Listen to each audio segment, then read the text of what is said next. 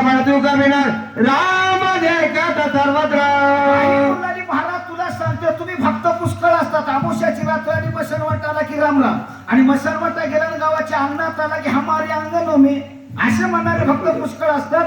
म्हणून तुम्ही भावार्थ श्रीराम भक्त तुम्हाला जे दिसते ते जे जे दिशे भूत ते मानिचे भगवंत अशा पद्धतीचं तुमचं भजन आहे. म्हणून राम त्यानंतर त्याही अशा प्रकारे रात्र या ठिकाणी राम भजनामध्ये डुलता याबद्दल रामाचं तुम्हाला नितांत प्रेमाशिवाय या ठिकाणी बोलू लागलेले.